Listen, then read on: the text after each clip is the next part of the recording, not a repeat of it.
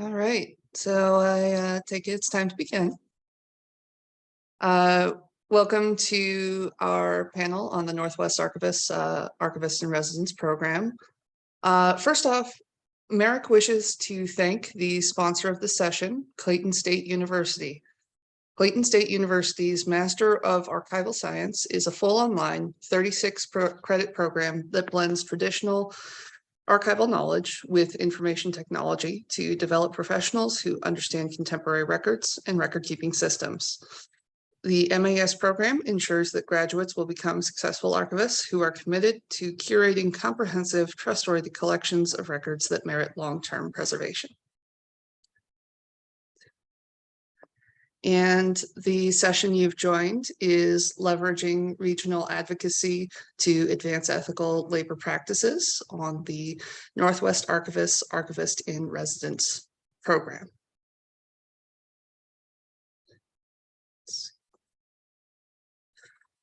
Your presenters today, the four of us represent a portion of the original exploratory committee for the paid internship program with Northwest Archivists.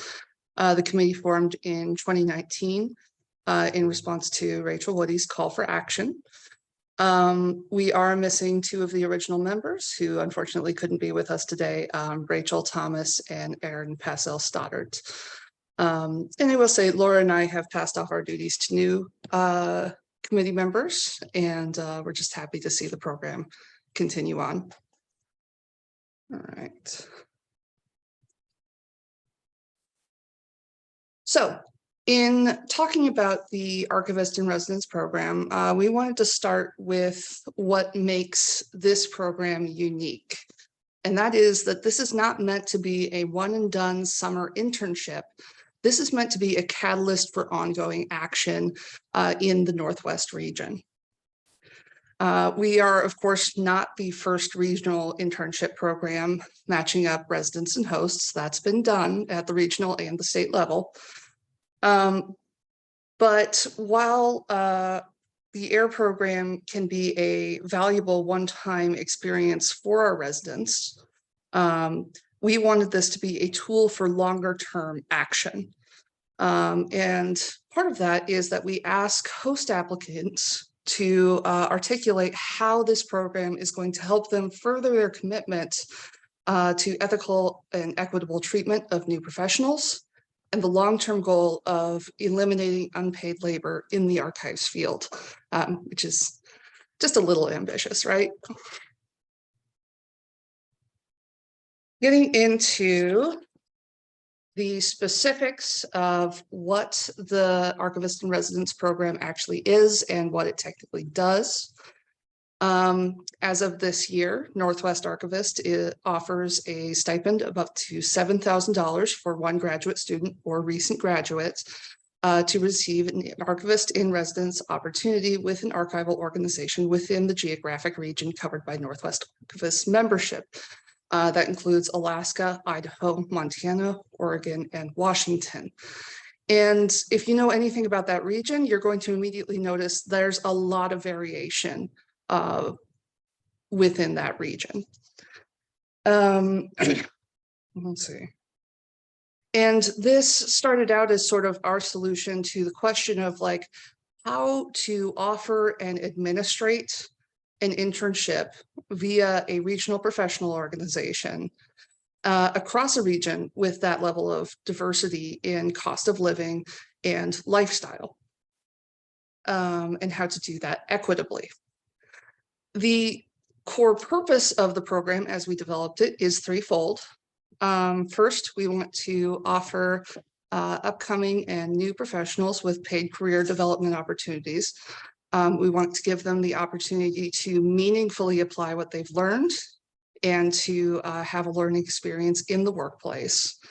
We want to teach new archivists how to accurately calculate their value based on their experience and their education, and how to advocate for that value in their career going forward. And finally, we want to provide an opportunity for the archival organizations involved in our program to work towards, like I said, that long-term goal of eliminating unpaid work within the field. So we really focused on centering the residents in this. When we're looking at applications for this program, we're not looking for institutions that want sort of a stopgap measure for getting a bit of collections work done. It's really more about using this as a tool for advocacy going forward. Let's see. This is a joint application process where the applicant and their host institution need to find each other. They need to define their project, the project goals, and their project budget of how they are going to spend the stipend, which is a major part of the application. And Laura is going to speak to that aspect now. Thank you, Catherine. Yeah, as Catherine mentioned, from our very first meeting, we had this question of how do you design a residency with a wage justice focus at its core? And we recognized that while on its surface, our goal was to create a program that funded paid internships and encouraged more paid internships, we also wanted to make this program as much an educational opportunity for the host institutions to critically think about how they support early career archivists as it was a work experience and networking opportunity for the residents themselves. So to achieve this goal, we strategically centered the collaboratively built budget in the structure of the application. This budget planning process opens conversation between the host and the resident about how to use cost of living, the complexity of the proposed project, and the educational level and experience of the applicant to determine a fair and livable wage for the residency. Can you go to the next slide, Catherine?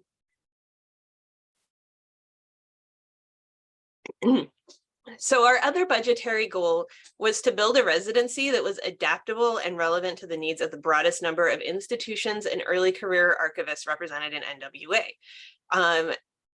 As Catherine kind of hinted at, the NWA region has a really wide range, both of cost of livings for the areas that our archival repositories are held, as well as the types of repositories that are within our region. They vary widely from large university archives or state repositories and museums down to small local community historical societies and everything in between. So our goal was to build a program that could work anywhere, regardless of whether they had all of the infrastructure for administering grants and hiring short-term staff. All of that, we wanted to eliminate that barrier. And what we landed on was doing a direct to the resident award. And the other way that we kind of accounted for this is we set the budget up to have kind of like this triangle effect, where at the top is the total amount that the award ask can be. And then the cost of living and the number of hours that the scope of the project is going to require are both variable, so those can slide in and out according to the specific parameters of the project and the resident applicant. To establish the cost of living, there's a couple of different tools you can use. We landed on the MIT wage calculator. I find that it is really granular it has a lot of good detail in it about like the specific variables for each applicant's needs. If you haven't looked at this resource before, it's a really great tool. I took a quick screenshot of what this looks like for Oregon, which is my home state. And you can see they have these breakdowns by county, and then they also have the major regional areas in the state. And then when you go into each one, you'll get even more granular types of detail. So that is kind of where we were asking them to build their calculations from. I will also note that another way that we have built wage justice into this application is that we are starting to account for inflation as we set the total amount each year. In 2020, the amount was $5,000. We have now bumped it all the way up to $7,000 in like gradual increments over the last few years. Hopefully inflation is not such a factor in our lives moving forward, but if it is and we are able to keep up with fundraising, that is definitely one of our goals, is to continue to make this a problem that we see, is that a lot of internships are set and then never revisited on that amount. And so they very quickly become grossly underpaid for what they are asked, even if they were just at the time that they were established. So the flexibility of the grant structure also does provide space for institutional rules about compensation, so long as they're explained in that budget narrative. Some institutions have rules about how much or how people are compensated, and we wanted to give an opportunity to account for that as well. Can you go to the next slide? So in designing the program, we wanted it to be an ethical labor learning experience for both the potential residents and the host institutions. The program's primary benefit is contributing more paid work experiences to the field, but is also an opportunity to prepare early career archivists to negotiate for a living wage as they enter the workforce by encouraging them to think about how cost of living and their own expertise should factor into negotiating wages during future career opportunities. We also felt that it was a valuable opportunity for applicants to gain experience designing a budget and collaborating on grant-funded projects. Conversely, we also really wanted to encourage host institutions to become more proactive in how they structure future projects that use term labor. Frequently, early career archivists are hired into term positions on grant-funded projects where the budget is already set and there is no room for negotiation on salary.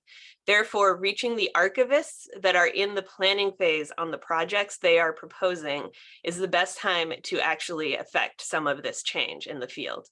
And also, it has brought up some kind of interesting conversations. One example of this is a conversation that came up during the application process, where the formula can sometimes result in the residents potentially making a higher hourly wage than their mentors at the host institution. And this has led to some productive conversations about if there should be a premium placed on the hourly wage of term archivists that you are asking to move for, a short period of time.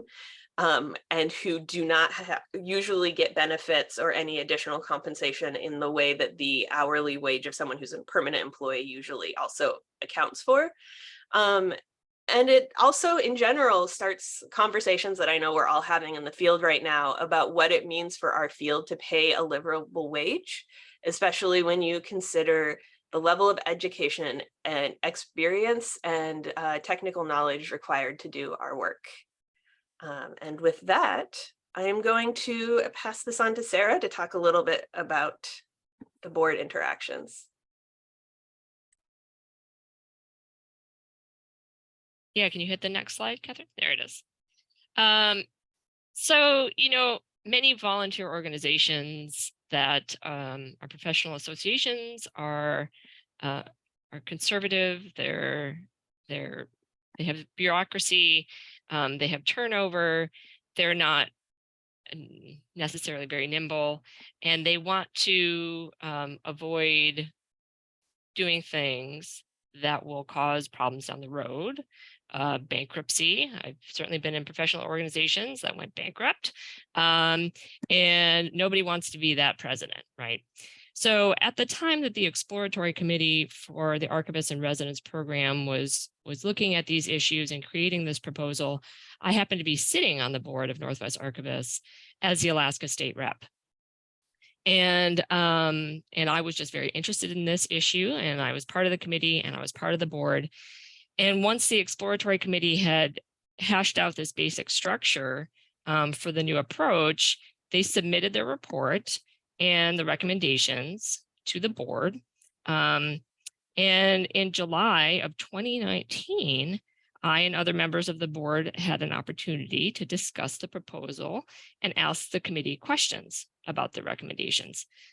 Before endorsing this new effort, this new way of approaching this problem, the board had to be sure that the program was consistent with NWA's overall mission, We didn't want to jeopardize the association's nonprofit status by establishing an award program that lacked the proper structure and oversight. And we'll talk about this a little bit more on the next slide.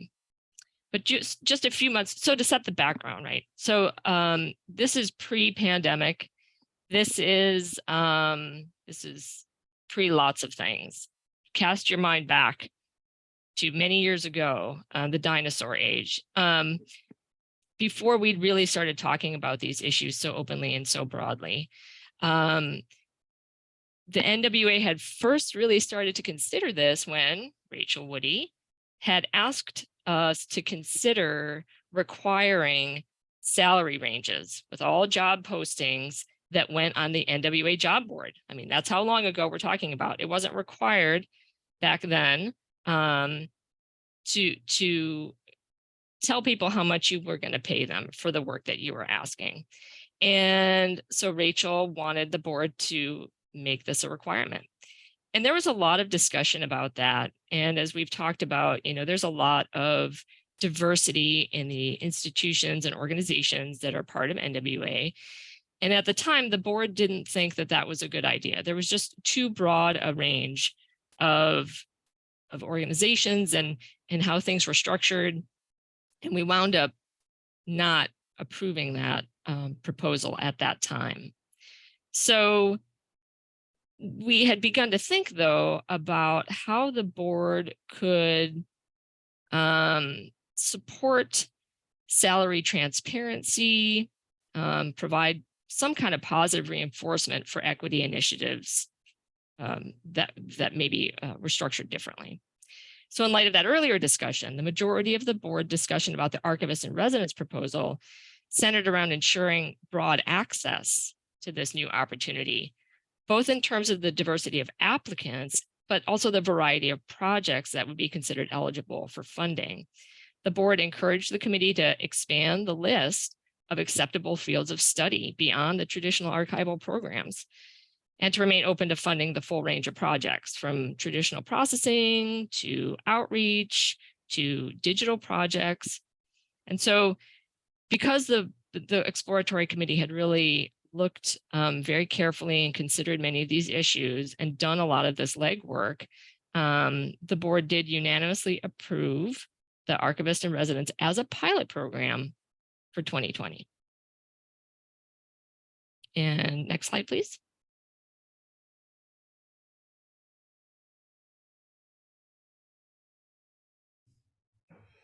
So I'll take this one. Thank you, Sarah. To take a moment to talk about responsibility and logistics of how we've structured the residency. And again, this was back in 2019 and going into early 2020 before we have additional complexities to consider. But part of the initial work that the exploratory committee did together was addressing and figuring out where does it make sense to house the internship from a logistics and administrative perspective, where and how does it make sense to do fundraising and bring finances in and then turn around and make sure that money gets to the residents somehow. So there was a lot of research done in those early days, looking at other residency models, in particular the art field. An art residency is fairly prolific, and so we had some great examples we could draw from there.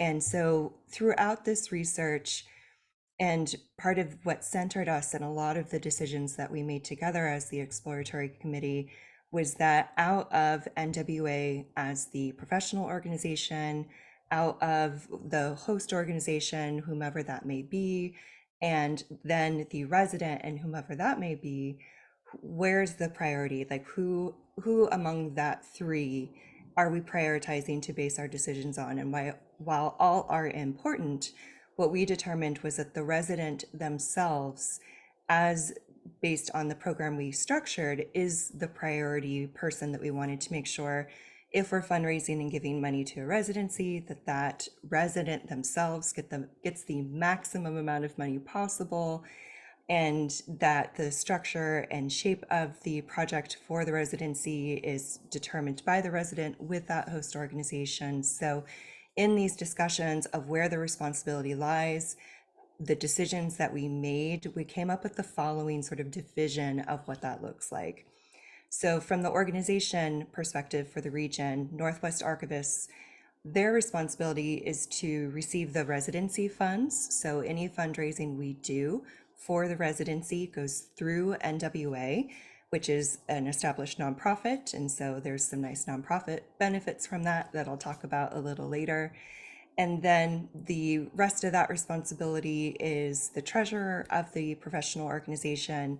They cut 3 checks of predetermined amounts based on the resident application. And then the treasurer is required to send out a 1099 at the end of the calendar year. And for those who may not be familiar, a 1099 is a IRS, like a one sheet thing that you would use if you had a contractor, and it's just saying that this person received, in this case this year, $7,000 from Northwest Archivists. So keeping the responsibility fairly minimal for NWA. We didn't want to put a lot of burden on the professional organization because everybody who serves is entirely voluntary in their capacity. The next up is the actual residency committee, which was made up of us from the exploratory committee. And the chair in this case, which is the role I served in, I would help connect and provide the payment logistics to the treasurer based on the new residence application and the budget that they put together that Laura covered, and making sure that the treasurer knows what their responsibilities are, as well as the host and resident. So those responsibilities are presented upfront on the Archivist-in-Residence website, but I also remind them of that when their application is chosen. So we're very clear on expectations, who needs to do what.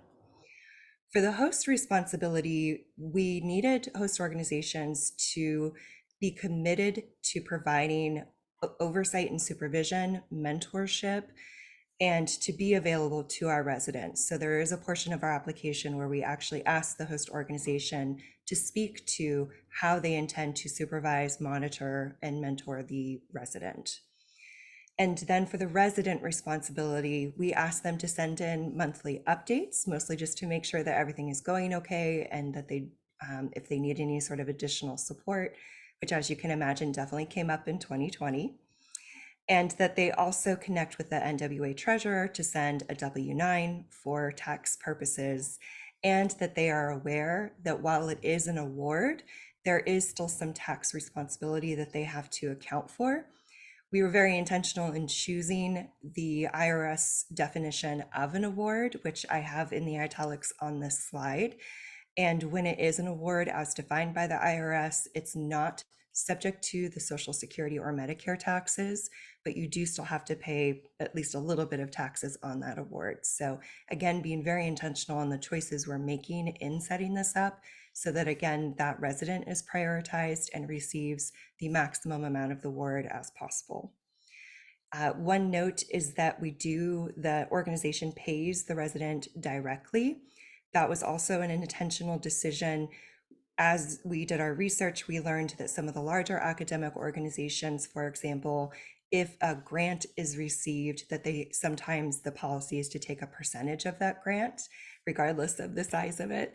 And so we wanted to avoid that and some of the other logistic issues that came up with giving the host organization the award versus giving a person, in this case, the resident, the award. So that is partially why we made that decision, both between IRS guidelines, but also administrative logistics, again, just prioritizing the resident and getting that full award amount. And I will pass it on. I think I am next. We're going to take a little bit of a detour to disrupt your day with the pandemic again. So our first residency launched in the spring of 2020. Everything was going great. And then unfortunately, along with the rest of the world, we learned to love the power of remote residencies, which was a thing that prior to this, I would not have necessarily advocated for an archival internship. So our first internal applicant was fortunately able to complete their residency remotely. They had to kind of restructure their project a little bit, but for the most part, they were able to achieve everything and then some that they set out to do during that. And we'll get to the residents that we have selected here in a minute. So since that point, we now require all applications to have a contingency plan for what to do if they if there is some kind of a disruption that would prevent them from working on site again. And we're also now open to remote residencies. So this ultimately, in a lot of ways, resulted in developing, again, a more flexible program that opens the door potentially to more kinds of projects and more different types of residents and host institutions as well. And the way we've decided to structure this is that the host institution has to be located within the NWA region. So again, Alaska, Idaho, Montana, Oregon, and Washington. But so long as the host institution is within our region, we are willing to allow applicants from anywhere in the United States, so long as they have a willing partner somewhere in the Pacific Northwest for that project. And this is kind of an exciting potential because it allows us to connect with more potential students and eliminates the requirements to temporarily move to the site of the host institution, which is really a barrier for many applicants and early career archivists, especially just for a 3-month project. Oregon, or the Pacific Northwest, also does not have a lot of library schools, so this is a good opportunity on that front as well. Can you go to the next slide? All right, thanks. The other kind of pandemic effect that we experienced is that it became increasingly obvious that there has been an impact to professional networks as a result of the pandemic, kind of isolating all of us over the last 3 years. So despite having really strong applicant numbers for the program's first 2 years, in 2022, we ended up having 0 applicants in our first round. So there were probably a few reasons for this, but we believe that most of the cause for the lack of applicants was that the pandemic disrupted those networks between students and early career archivists and the professional networks of established archivists in the field. So without having students on campuses and physically in archives, it is really difficult for those connections necessary for this kind of a program to develop organically. And it's also likely that last year there was a major capacity problem for both potential residents and for host institutions. We were all stretched thin last year, and many of us were still operating isolated in survival mode and with reduced staffing and some severe pandemic fatigue. And the way that we kind of addressed this issue is we decided that the best approach, instead of doing a second round of call for applications, was to reach out to the top 3 applicants not selected from 2021. They all had very strong project proposals, and we would have gladly funded all of them had we had the money in 2021. And so we reached out to them to see if any of them were interested in updating their project and reapplying for the 2022 residency. And this pivot was successful, and we were able to keep the program active without doing a second call for applications. But a couple of takeaways from this incident were that it's really important to have active outreach through multiple channels and to try and find ways to match residents and host institutions more proactively. And it also reinforced how fragile and essential those professional networks are for early career archivists. So with that, we'll go back to the application process.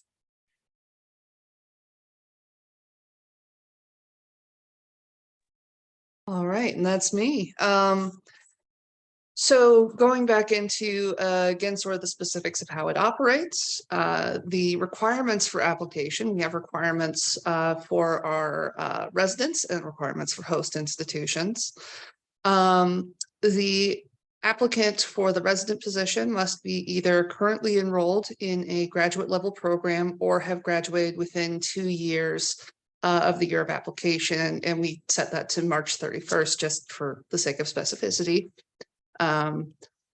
We made the conscious choice not to define the type of graduate program because we wanted to encourage both traditional students from, library and archives programs, as well as interdisciplinary programs and students from other fields going into archives in recognition of the fact that the Master of Information Science is not the only way to get into the archival field.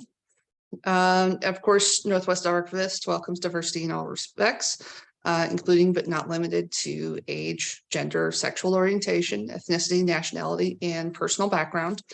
And as already covered, there's no requirement for the resident to actually reside in the Northwest, whether in general or during the program itself. Hosts may be any archival organization in the geographic region covered by Northwest Archivist membership. Again, that's Alaska, Idaho, Montana, Oregon, and Washington. And we defined archival organization as an institution or agency responsible for custody, study, teaching, control, or use of records, archives, or personal papers. Again, to recognize the diversity of organizations Northwest Archivist represents. And as already covered, the opportunity now supports both in-person and remote work models. So beyond the hardline eligibility and the general quality of an application, things we were looking for included the question of whether the budget was reasonable and whether it made good use of the available stipend. We did not encourage applicants to come in under budget. We wanted to see them use the full stipend to calculate a fair wage for a fair project. And then we also wanted to be sure that the project was reasonable and beneficial. So that meant that we wanted to be certain that the project was a match for the applicant's abilities, as well as the resources and support offered by the host institution. And then we also wanted to be sure that it would be doable in the proposed time frame. So that's sort of how we approach the question of, if we're accepting interdisciplinary applicants, how are we certain that this is going to be a beneficial archival project? Well, it comes down to what is their existing experience, what is their existing skill level, and what is the level of support they will receive. And while we did center the resident in all of this program design, we do want this to be beneficial to the host institution as well. While it's not meant to be a stopgap measure to just get some collections work done and move on, we do want to see projects that are going to be valuable both to the resident in terms of their professional development, as well as valuable to the host institution in terms of doing meaningful work within their organization. Beyond that, though, in the longer range, we also want to see the host institution articulate how the Archivist-in-Residence program can help them work toward that long-range goal of eliminating unpaid work. And as a concrete example of that, and we would accept all kinds of different answers to that question, but as a concrete example, the award we gave out last year went to a host institution that had a paid internship program that had been lost due to budget cuts. And in their application, they specifically stated that one of their reasons for applying for the Archivist-in-Residence program was so that they could have a successful residency and be able to use that as an example and as leverage in future negotiations with their stakeholders as they attempted to reinstate their own internally funded annual paid internship program. So I was really happy to see that in their application, see such a clear plan of action. Right. Let's see, I think we can move on to the next, which is formalizing. I don't have full notes, but it's going to be Sarah now. So all of this work, it was hard and it was successful and it was well received across the profession. And yet all this time, the committee was basically doing it on our own, right? For many reasons. Again, let's just blame the pandemic for all things. The board had not had the capacity really to take up the question of how to make this permanent. The intent when we started out was for the pilot to be 1 year. We'd see how it went, see how the fundraising went, see if we got any applicants. And if everything looked good, we'd consider making it a permanent program. Well, you know, things happen and everyone was stretched very thin. I think we've talked about this before and everyone's felt it, I'm sure.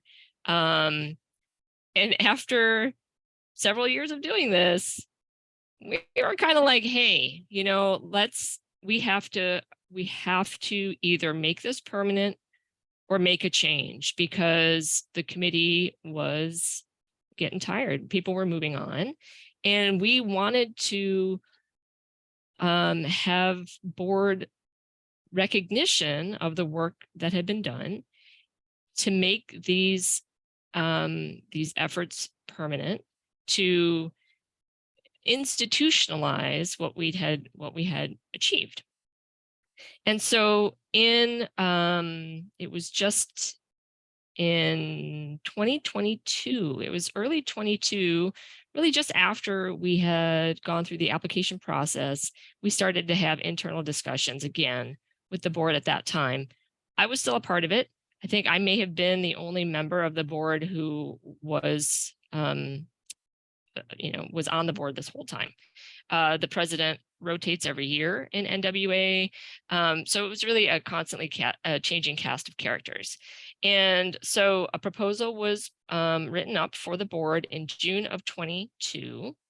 In that proposal, we requested 50% of the total award money to be provided by NWA, with the requirement, right, that the other half of the money would come from fundraising, either from major donors or from the membership. And that if that money from NWA was not used in a given year, it would go back into the association coffers.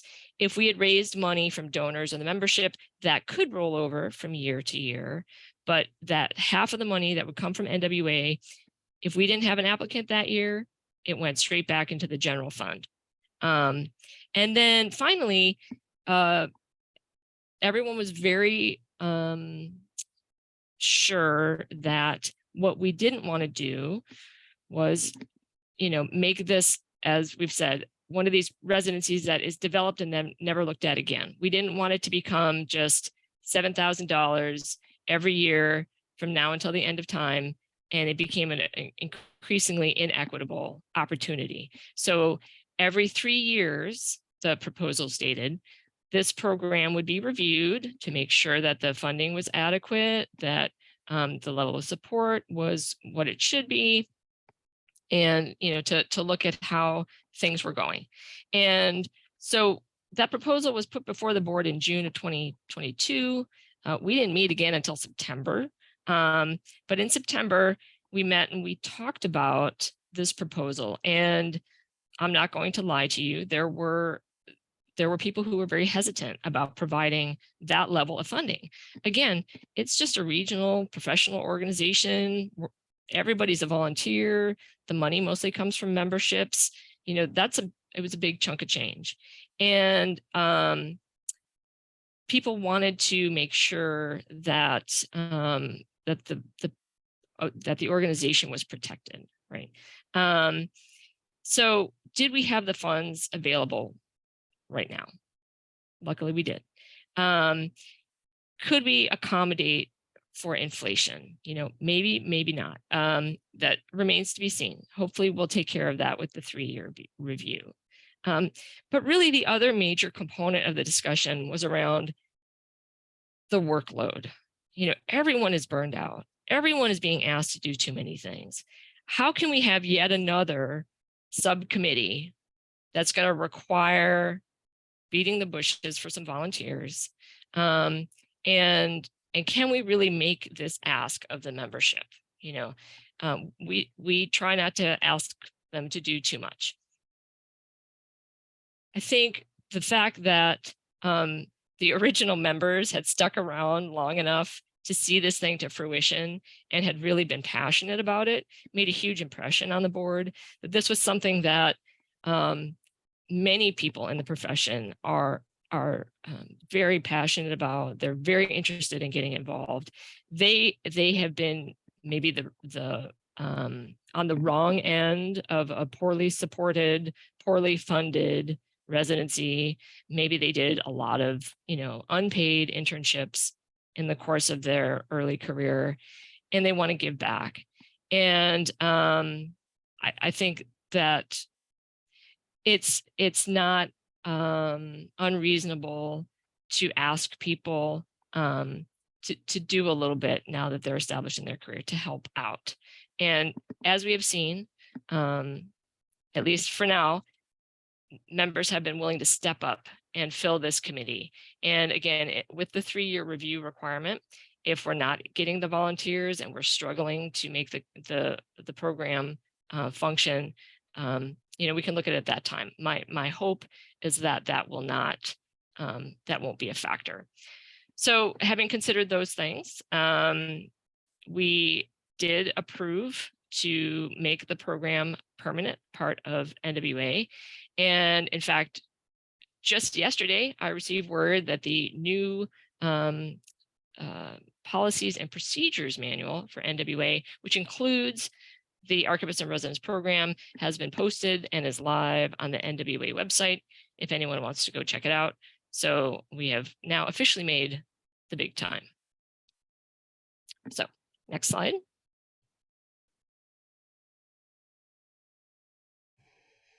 So I'll step in now and talk about fundraising and the question how to pay for it, because of course that was like one of the big questions that we needed to address early on when we first launched the pilot program.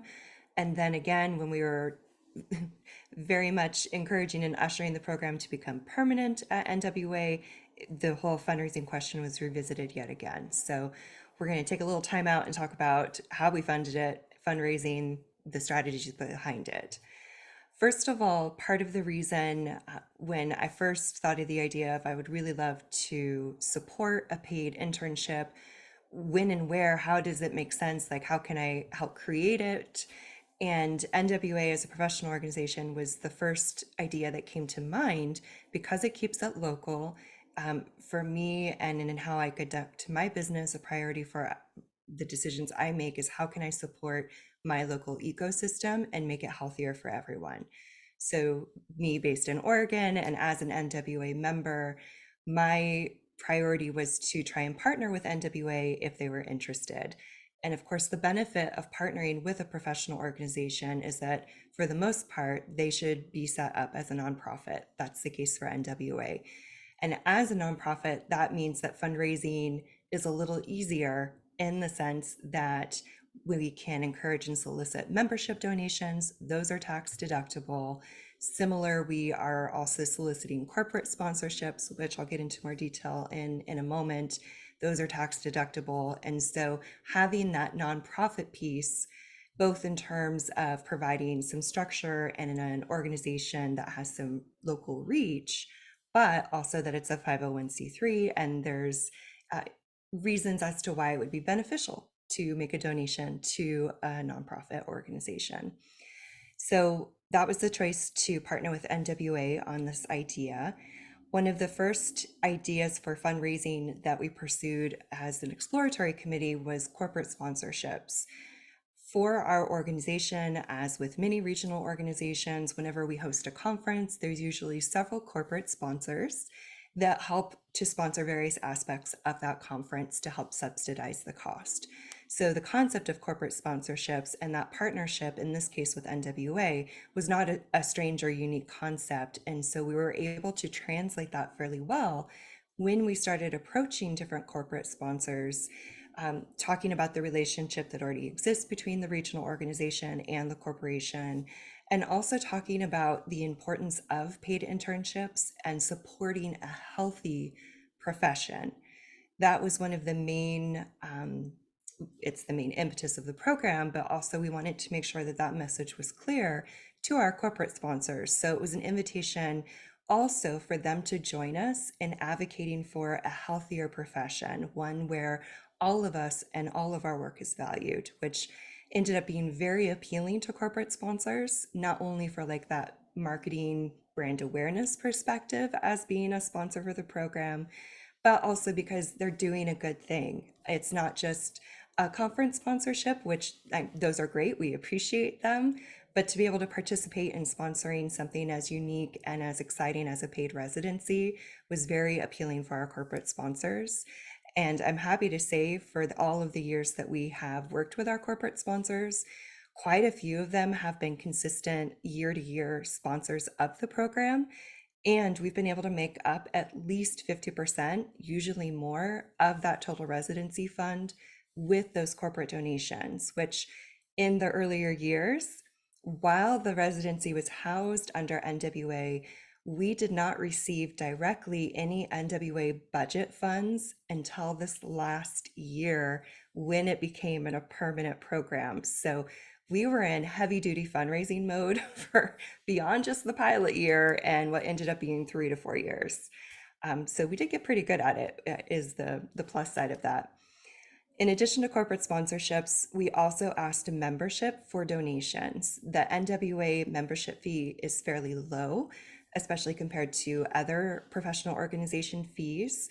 And so we wanted to give membership an opportunity to also join us on this residency journey and give them an opportunity to support that with their donations as well. And as a nonprofit organization, a little bit of a tax incentive.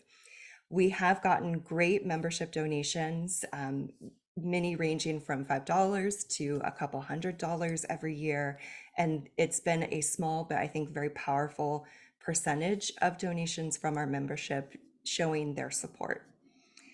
And then we've gotten creative, especially over the last couple of years. I've hosted a couple of webinars, and this next week at our NWA conference, we'll be sponsoring a workshop that's pay what you can donation. And so anybody who attends, they don't have to pay anything, but if they do, those are all donations towards the Archivist-in-Residence Fund. So again, bringing in money and just helping to keep us cash positive and have a little bit of a nest egg for the finances in the residency.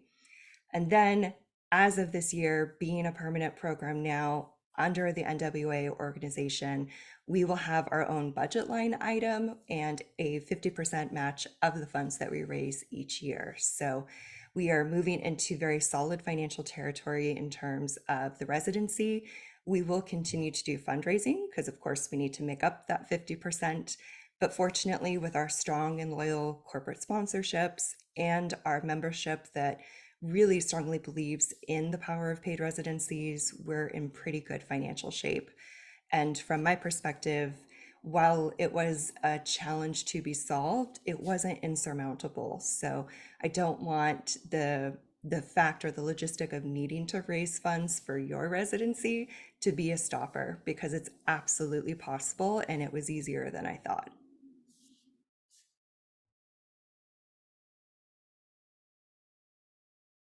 So I'll do a quick summary of residencies just to give you an idea of the type of projects we've gotten and to sprinkle in a couple anecdotes of challenges that popped up that we were able to solve for. Our first resident was Abby Maynard, and she was based at the Labor Archives of Washington, and that's under the auspices of the University of Washington Libraries. And Abby's project was to put together a processing plan for one of the labor advocacy collections that they have. And as part of the end product of that, doing updates to the EAD record for that collection. Originally, this residency was envisioned as an in-person residency back before pandemic times. And of course, right when the residency was supposed to start for Abby, that's when the pandemic hit. It was a very interesting, weird few months, as everybody knows, but we were able to work with Abby and her host supervisor to eventually adjust the residency to where it could be performed remotely in tandem with staff or volunteers that could access different parts of the Ridge collection as and when Abby needed them.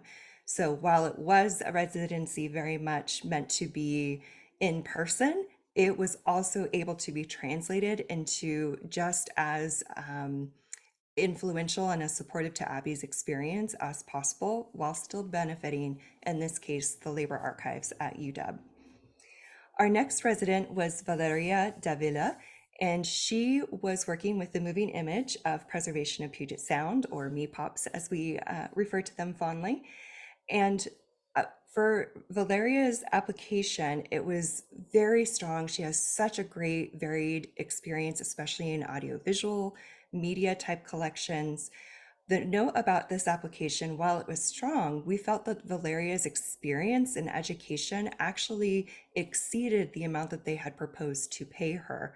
So in this case, we actually went back to Valeria and her host institution and asked them to rescope the project so that they could pay Valeria more. And so in this case, it's a nice emphasis of, for us, it doesn't necessarily matter. The priority is not to try and get as much as we can out of the resident at the expense of the resident. Our priority is that our resident has a good experience and that they're paid appropriately. So in this case, it was a great example. We were able to work with the host institution, who was thrilled to pay Valeria more and be able to scope down the project appropriately. And so it was a great experience for all of us being able to navigate that together. Her project was working with closed captioning, doing research on open source tools to try and improve auto captioning, and putting together a guideline for organizations to use and replicate in their own transcript and accessibility work. And our most recent resident, Sarah Pettinger, did her residency at Yellowstone National Park. Sarah had worked there previously under a different internship, and for this residency, she constructed it from the outset as a remote residency. She was able to use her past knowledge of being there in person and be able to perform collection research and collection work remotely from where she was based elsewhere. So this was an excellent example of residency from the inception being designed to be remote, meaning that Sarah could continue living out of state, in this case where she was, while still working with an NWA membership state in Montana. I'm happy to say we've just recently selected our next applicant, and they will be announced at the NWA conference next week.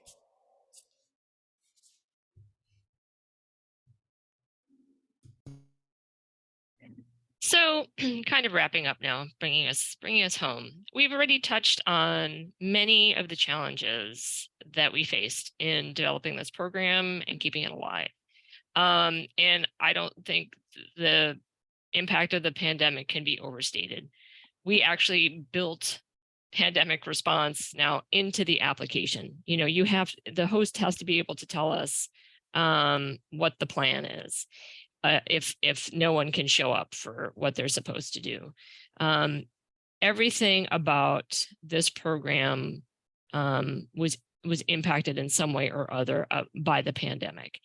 And not only in how we approached it and how we asked people to write their applications, but just in institutional capacity. You know, I think everybody feels burned out. I think we all expended our adrenaline maybe in the first couple of months. I mean, some people lasted a little bit longer, but at some point, everybody just kind of fell over on their face for at least a little while and said, I can't do this anymore. I'm not getting out of bed. And so they've been very hesitant to commit themselves, right, to new things, new processes, new applications. Like, what is this thing? I can't do it. But even without the pandemic, I think a lot of institutions just don't feel like they have the capacity to take this on. This is not a fill in the blanks sort of application. This is a collaborative process between a resident and a host to get together to fill out the application collaboratively, to develop a project collaboratively. And the application asks the host institution basically to tailor everything about this process to a single individual. Even if you invest in this, you can't cut and paste from this one to next year's application. You know, this is a unique project for a single person that the host institution needs to invest this time and effort into. And part of the application asks, what are you as the host institution going to do to help this resident succeed? You know, I think it's pretty obvious from the application that we are centering the resident. We are not centering the institution. So you need to support this person, and you need to convince us that you understand what it takes to host a resident, to train them, to give them all the resources they need, to be around when they have questions. And how are you going to do that? And many institutions, they don't have the time for that. One of the other questions the application asks is, how is this going to further your equity initiatives? What are you doing? And how are you going to take this opportunity? If we give you this money, if you have this resident, how are you going to try to parlay this into something else down the road? And these are big questions. I mean, you can't just crank this thing out overnight. So in many institutions, you know, there are like grant writing, bigger institutions, there are grant writing like shops, right? You get somebody to write your grant, you fill it in. You can't really do that with this application. And so I think that helps a little bit with the inequity between large and small institutions. You know, many large institutions, they have a grant workflow. People are comfortable writing grants. They've done it before. They have time to do it. Small institutions, especially single person shops, you know, you don't have all that support. But in some ways, we've tried to level the playing field a little bit by making it an application that can't be just spit out by a grants professional somewhere. But we try not to perpetuate, right, this inequity that we see in the profession between large and small institutions. It's still a challenge. We're still trying to address that.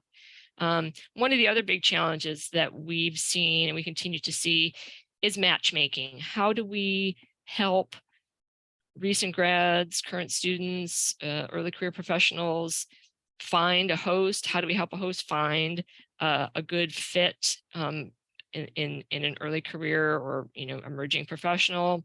We send this application announcement out to library schools. We send it out to all kinds of cultural heritage listservs for people who maybe aren't in NWA.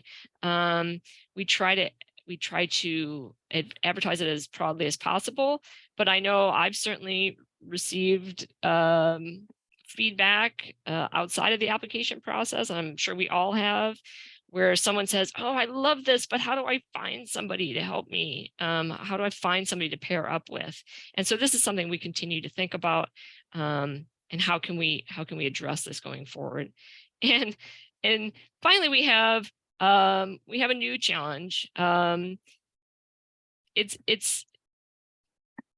a happy coincidence that equity initiatives have really become much more widely applied. People are very interested in justice and diversity. And so there are just more paid internships and residencies there now than when we started. And we've got some competition out there. So actually, we're okay with that. We love that. That's great. That's actually what we were hoping to do. So yeah. Now we'll talk about our successes a little bit. All right, yeah. In terms of our successes, like she said, we're very excited to have competition. I see the Archivist-in-Residence program as part of a larger shift in our profession, and I think it's also a larger shift that we're seeing in society, where people are becoming collectively more aware and more vocal about the value of our labor, and in our specific case, the value of archivists' labor. And where it's becoming sort of more of an expectation and more of a normal reality to get, or at least expect, fair compensation for the work you do. I was commenting to my fellow panelists when we met last week that when I was in graduate school just a decade ago, all the talk was about advocating for archives, and all of that discussion was centered on the value of the collections. And it's only been in recent years that we've gone, hey, wait a minute, we need to advocate for archivists as well, and not just sacrifice ourselves on the altar of collections care.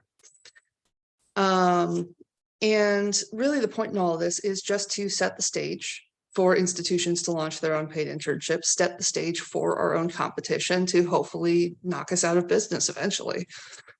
And I'd say we really knew we'd done something with this when we saw it get adopted and adapted by other regional organizations.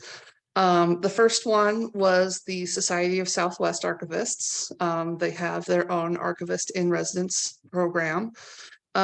Society of Southwest Archivists covers the region, including Arizona, Arkansas, Louisiana, New Mexico, Oklahoma, and Texas. And the sort of descriptive text of their program is extremely similar to what we established in Northwest Archivists. They did make a few changes to eligibility. So there's a few specifics that do differ. And then more recently, the Society of Rocky Mountain Archivists launched their own pilot project for the Archives Fellowship. And I believe that just launched this year as a pilot project. SRMA covers Colorado and Wyoming.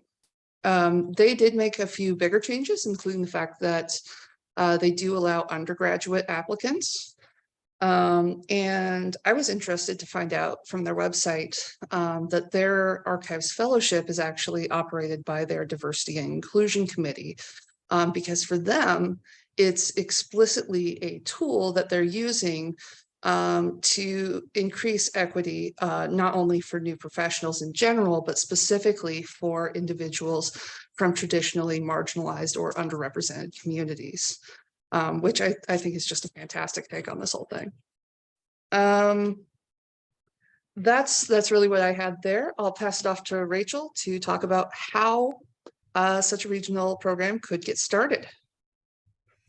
Thank you, Catherine. And just want to plug, you saw we have our residency, a couple other professional organizations have followed suit. And so Merrick, won't you join us?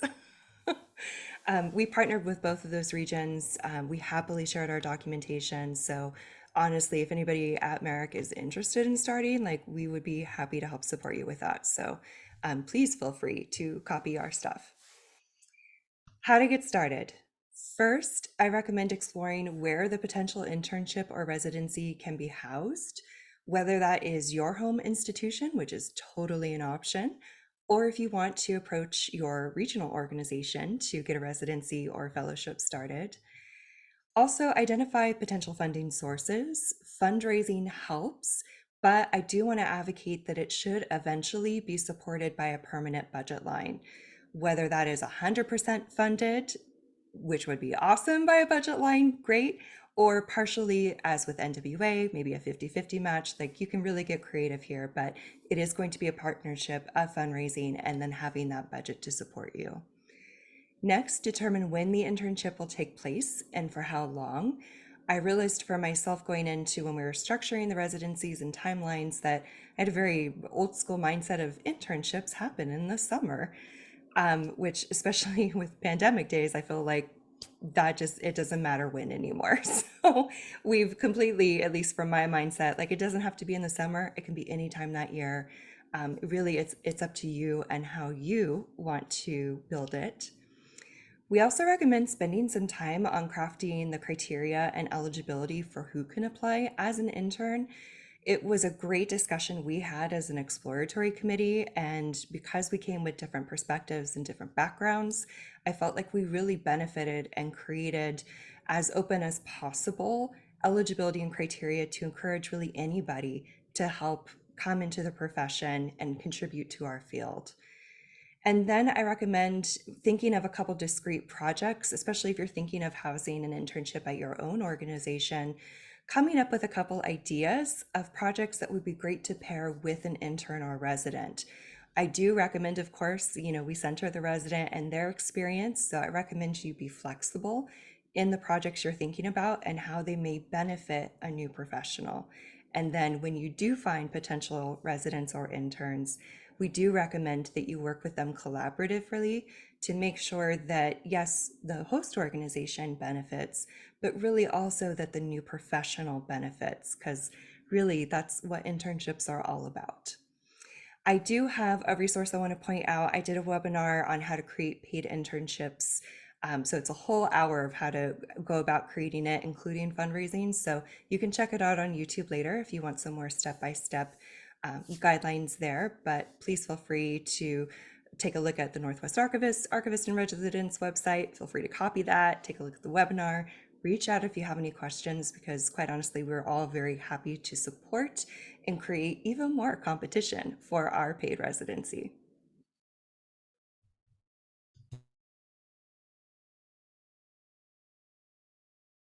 All right, thank you for attending, and it is now 12:06. We have until 12:20, so we're going to open it up for Q&A. I haven't had a chance to look at the chat or the Q&A yet, so I'm going to take a second to do that. Yeah, we have one question so far in the Q&A, and I saw at the beginning that the conference organizers have asked us to put questions in the Q&A rather than in the chat. So I'll just go ahead and read this one out, and then whichever of the panelists wants to take it, please jump in. Can you speak a little bit about the involvement, if any, with the institutions where students or current students?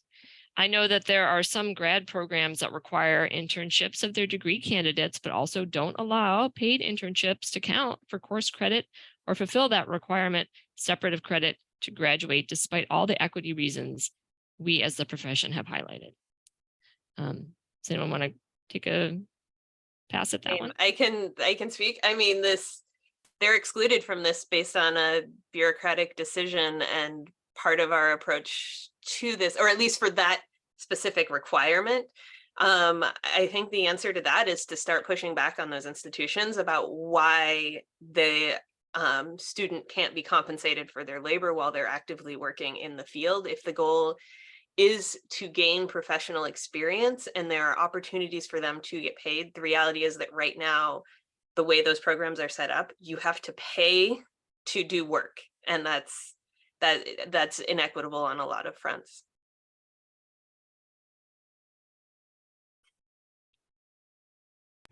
A lot of institutions have started to reverse or remove that can't be paid for credit situation, because there's really no actual like IRS reason or otherwise why that needs to exist. So yeah, I echo Laura's pushback on that, because it is bullshit.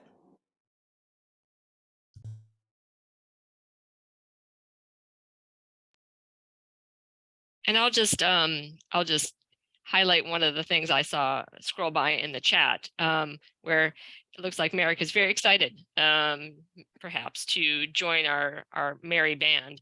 But it was noted that there really is this potential for burnout. And I think, all of us having been on the committee for so many years, during the pandemic, when I think it was, maybe for me personally, I'll just speak for myself, it was, it was really challenging some days to like pretend to be an adult.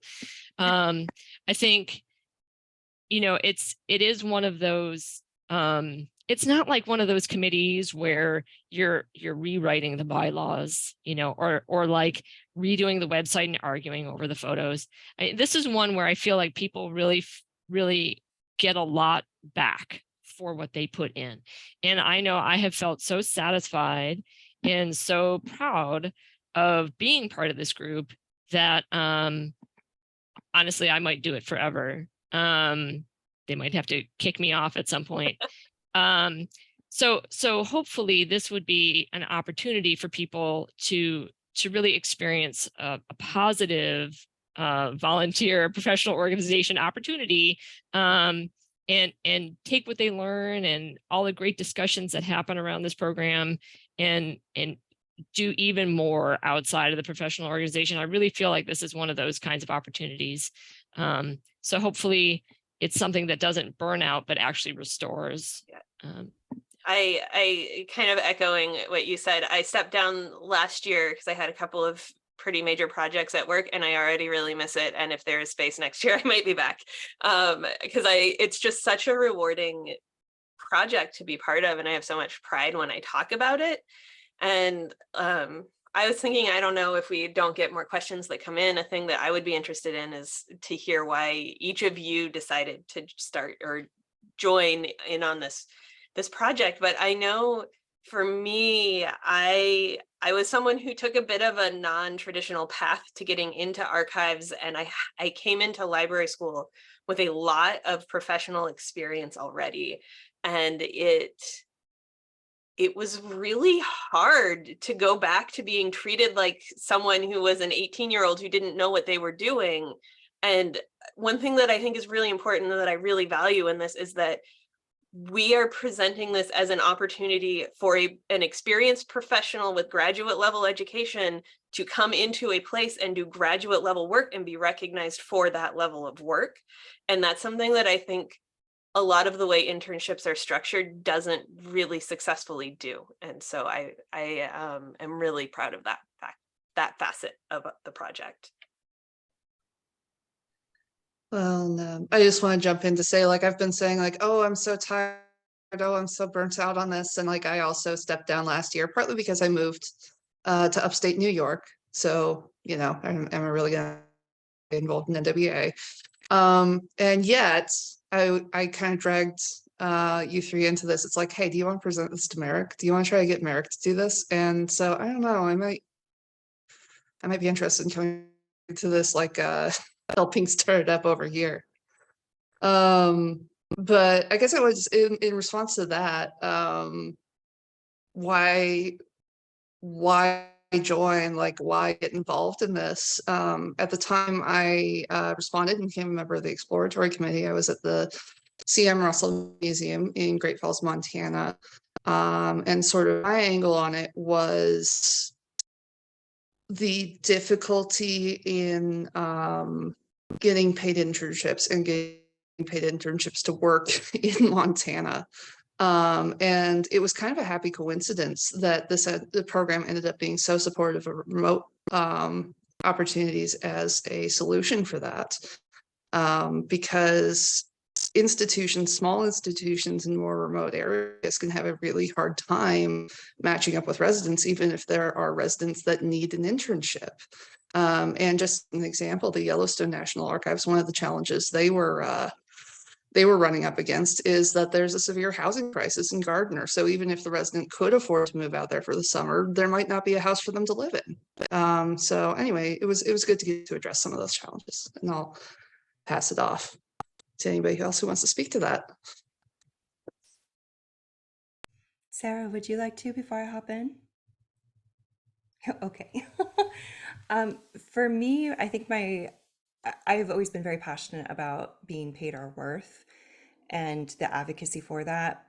Back in my traditionally employed days, I was in positions where that was always an issue. And so started developing strategies and resources early on, I guess. But for me, launching my business, actually having to figure out how to calculate my worth so that I could charge it as a consultant was like, okay, there's nothing that exists out there in terms of an equation that can help me. So like, let's build this. And what really became clear through these discussions and through my work in being paid our worth and standing in our value is that it starts with the internships. If we are not paying our new professionals, if we are not valuing them literally, then it becomes so much harder for us to make the argument that we ourselves should be paid our worth as professionals. So for me, it really became this is the foundational issue that we can actually address right now and make some changes as people who can be in a committee and make those decisions,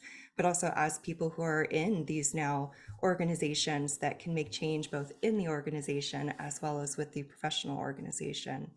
So that's been really gratifying to see this sense of our value in general for internships, yes, but also for ourselves.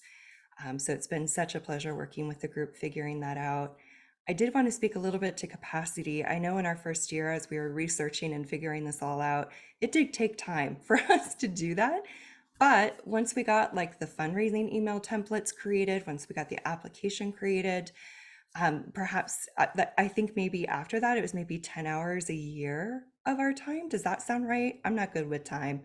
Okay, so after the first year, Merrick, once you get it set up and you can definitely steal our templates, while it is a big program, it's an important program, you can put structure in place where it doesn't take a lot of heavy lifting. I kind of going off of what you mentioned, Rachel, about needing to argue and calculate for your work as a consultant. I currently work at an institution where we have been a unionized museum since 1991. So we have a fairly strong history and relationship, sometimes for better or worse, as an institution of advocating for our labor and having those discussions about how inflation should or should not factor into compensation and negotiating, having those conversations internally a lot more than a lot of other places do. And so that really helped me in the way I was starting to think about this program and the value of those conversations that a lot of other institutions are now kind of starting to talk about, getting unionized or having stronger support for their staff. But another question that I know we talked about during planning was that two of you on the board are consultants, and I don't want to like turn this into promoting your consultant businesses, but I do think it's an important point of, do you see a place for consultants as more and more people are going that route in ethical labor practices in the archival field? That is a good question. Catherine, did you want to hop in first? I'm not sure. I'm still trying to form my opinion on that, honestly, even though I'm a consultant. You want to go ahead? Okay, yes. So it's been interesting in my work with this and in a couple other spaces. For example, I was part of SAA's advocacy committee for a few years. So as I become more and more out there, people are aware of my passion and information for this area. I have been asked to consult with organizations to craft position descriptions and what the appropriate compensation should be. So it is fascinating. I never expected to be brought in as a consultant, but for telling people how much they should pay their staff, which I love because that's part of the advocacy piece. So that's been really gratifying and sort of a pleasant surprise. In my work with clients, because I tend to work with a lot of like emerging collection programs or like reviving collection programs, part of that work is like building staff capacity. What do you need there? And so I always build in, as part of like my recommendations and reports, a discussion of resources, what it takes to run a collections program and meet the goals they say they want to meet, and how much that is going to cost or how much it should cost, because you're paying for professionals, right? So yeah, now that you asked that question, Laura, I realize I sort of bring that with me. Sort of regardless of the project type, there will always be a little bit of a discussion on like, make sure you're paying your staff appropriately.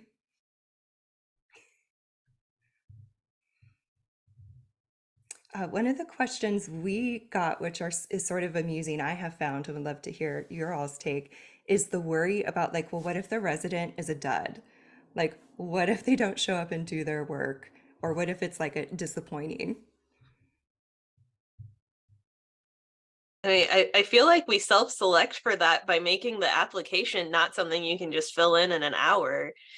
Someone who is willing to go out and find a partner, host institution, and propose a unique to them project isn't just filling out forms because their mom told them they needed something to do for the summer. These are people who are very excited to enter this field and have definite goals of what they want to achieve. And so, I mean, there's always, life happens, things happen. There's always that inevitability when you run a program like this, that something is going to prevent that internship from happening. But thus far we haven't. And if that happens, it happens. You know, you just roll the money into the next year and it's okay. Well, as you can see, the four of us could probably talk about this all afternoon. And yet by my clock, I see that it is 8:20 Alaska time, which means it's 12:20 Merrick time, which I think, right, means, Catherine, that Yeah, that means we're out of time. we're out of time. Goodness. Thank you all so Thank much. you for showing up on Alaska time. Thank you all for joining me. Yes, and thank you all. It was great. All right, and thanks everybody for attending.